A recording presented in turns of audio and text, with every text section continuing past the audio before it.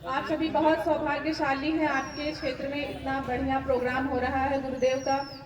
और यहाँ के लोगों के बारे में सबको पता है कि यहाँ पे ज़्यादा से ज़्यादा लोग गुरुदेव से जुड़े हुए हैं बहुत पहले से ही। और आपने अभी सुना बाल संस्कार शाला के बारे में, क्षेत्र के बारे में कि कैसे चेंज होता है। गुरुदेव का सबसे पहला यही है विचार क्रांति अभियान, क्योंकि जहाँ विचार अच्छे होंगे वहाँ के लोग वैसे ही अच्छे होंगे।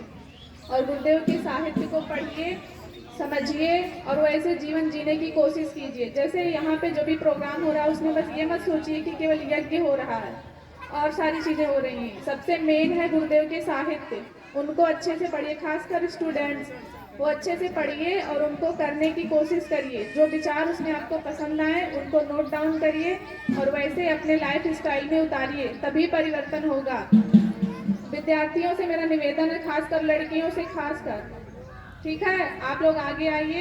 बाल संस्कार शालाएं कैसे चलती हैं? 4 साल हमको चलाते हो गया। मेरा अनुभव यही रहा है कि उनको चलाने से बहुत सारा चेंज बच्चों में आया है।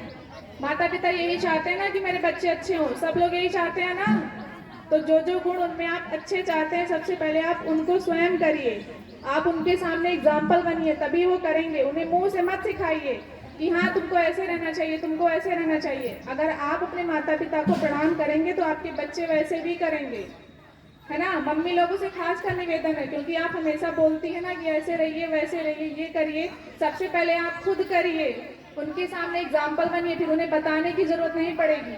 4 साल में मैं बच्चों को पढ़ाती हूँ, यहाँ तक कि प्रणाम करने से लेकर बहुत संघर्ष करना पड़ता है। घर वाले ही अपोज करते हैं कि ऐसे नहीं, मेरा बच्चा ऐसे ठीक है। लेकिन आपसे मेरा निवेदन है, आप अपने बच्चों को अच्छा सिखाइए, उससे पहले आप खुद करिए, तभी कोई चीज़ बदलेगी। गुरुदेव के यहाँ एक अच्छी छोटी सी कहानी है, आप उसे ध्यान से सुनिए, हो सकता है आपको उसमें से कुछ समझ में आए कि भगवान होते क्या है और कैसे वो अपने भक्त की रक्षा करते हैं।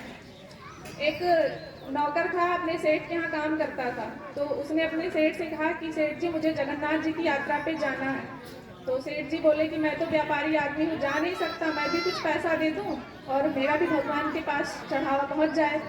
तो उन्होंने नौकर को 100 रुपये दे दिए, कहा कि जब तुम मंदिर पहुँच जाना तो भगवान के चरणों में मेरा ये पैसा चढ़ा देना। तो नौकर ने कहा ठीक है, चढ़ा दूंगा।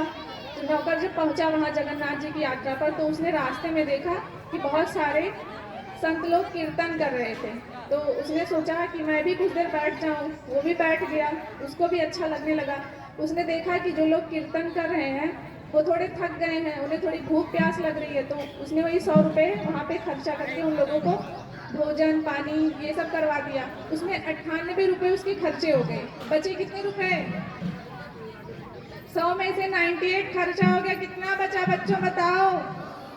2 रुपये बचे। तो उसने सोचा कि मैं यही 2 रुपये भगवान को चढ़ा दूंगा, क्योंकि मेरे सेठ तो यही पूछेंगे कि तुमने पैसा चढ़ाया कि नहीं, तो मैं बोल दूंगा मैंने चढ़ाया। अब ये थोड़ी पूछेंगे कि 100 रुपये ही चढ़ाया। तो जब उसी रात में क्या हुआ कि सेठ जी को सपने में जगन्नाथ जी ने दर्शन दिए और उन्होंने कहा कि जो तूने 98 रुपये यानी 98 रुपये मुझे चढ़ाया है उसे मैंने स्वीकार कर लिया। तो सेठ जी सोच में पड़ गए कि ऐसा कैसे हो गया कि मेरा नौकर तो बड़ा ईमानदार था, तो उसने 98 खर्चा किए, 2 रुपये उसने क्या किए। तो फिर वो जब लौट के वापस आया तो सेठ जी ने पूछा कि तूने 98 अगर भगवान को चढ़ाए तो 2 रुपये क्या किए, 2 रुपये में तूने क्या खरीदा।